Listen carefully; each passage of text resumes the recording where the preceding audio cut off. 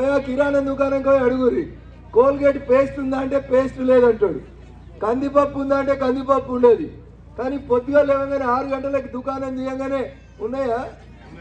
ఉన్నాయి, పెద్దవి కూడా ఉన్నాయా? అది ఏదంటే అవి దొరుకుతున్నాయి. ఇగో ఇది వాళ్ళ మామ చేసినటువంటి డెవలప్మెంట్.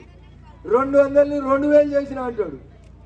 ఆ 2000 కోసం ముసలాయన మస్తు మందిని కొట్లాడి ముసలోళ్ళు ఇంట్లో ఆడవాళ్ళని కొట్టి మన్మరాలతో ఇంత రైకనో డ్రెస్ పెడదాని దసరా పండుగ దాచిపెట్టుకుంటే పొద్దుగానే అందరు తాగితే ఈ ముసలాయన పానం కూడా ఆడికే కొట్టుకుంటుండే.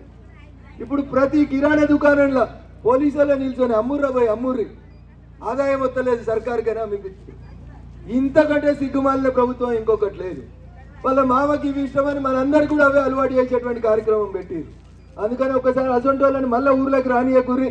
చూస్తే ఎర్రగా బుర్రగా మంచిగా నవ్వుకుంటూ ఉంటాడు, కానీ మంది కొంపలు కూల్చాలంటే వాడిని మించినోడు ఇంకొకటి ఉంటాడు.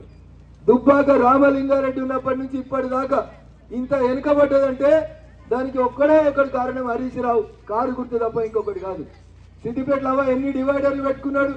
సిద్దిపేటలో రింగ్ రోడ్ ఉంటుంది, 2వ రింగ్ రోడ్ వస్తుంది. సిద్దిపేటకు అండర్ గ్రౌండ్ డ్రైనేజ్ ఉంటుంది, దుబ్బాకకు అండర్ గ్రౌండ్ డ్రైనేజ్ ఉందా?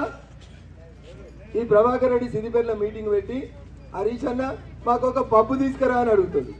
పబ్బు అంటే ఆడపిల్లలు కూడా పోయి తాగాలనేది ప్రభాకర్ రెడ్డి కోరిక. ఇక పైసలు ఎక్కువైనటువంటి కావురం మాటలు తప్పితే ఇంకేందనేది ఒకసారి ఆలోచించు. ఏడ లేకుండా వాడు ఉంటే పాతోడు కలెక్టర్ వెంకటరామరెడ్డి అయిన దొంగ తర్వాత రాజకీయాలకు వచ్చిండు. ఏ ఊర్లో కూడా డబుల్ బెడ్రూమ్లు ఎవరే వాళ్ళకి ఇవ్వలే. ఒక్క మీ ఊర్లోనే డబుల్ బెడ్రూమ్లు ఎవరే వాళ్ళకి ఇచ్చిండు. ఎందుకంటే వీడిని పైసలు ఇచ్చిండు, వాడిని పైసలు తీసుకున్నాడు. తర్వాత వాడు కలెక్టర్ గోలుకి రాజీనామా చేసిండు. ఈ 20 ఇండ్లు ఏవైతే లక్ష రూపాయలు తీసుకొని 20 ఇండ్లు కట్టిస్తా అని మీ పాత కౌన్సిలర్ చేసిండో దొంగతనం, దాంట్లోకి వచ్చిన పైసలే ఇప్పుడు మీకు ఇస్తా ఉన్నాడు. ఎమ్మెల్యే సాబ్ గెలిచి దాదాపు 27 నెలలు అవుతుంది.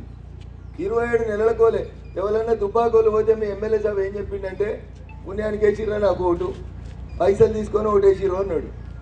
ఎందుకు రావాలి, ఏం పని చేయాలి మీకు అని అడిగిండు. పట్నంలో ఏడ భూమి కబ్జా అయిందన్నా కానీ మీ ఎమ్మెల్యే సాబ్ పేరు అవుతుంది పేపర్లో తప్పితే ఇంకొకరిది రాదు. ఆయనకు పైసలు తప్ప దుబ్బాక ప్రజలు అవసరం లేదు. ఆయనకి ఏదో పనికి మాలినోడు సిద్దిపేటలో ఉంటాడు ఎమ్మెల్యే, 6 అడుగులు పెరిగిండు కాడి దిమాగ్ తక్కువ పైసలు ఎక్కువ అని కూడా. దుబ్బాకకు పట్టిన దరిద్రం ఏమన్నా ఉంది, దుబ్బాక ఏమైనా వెనుకబడ్డదంటే దానికి మొట్టమొదటి కారణం ఎవడంటే ఆడ సిద్దిపేట ఎమ్మెల్యే హరీష్ రావు అనేటోడు. గదే దొంగలు 20 మందిని వేసుకొని తిరిగింది తప్ప ఊరు కోసం ఒక్కరోజు ఆలోచించలేదు.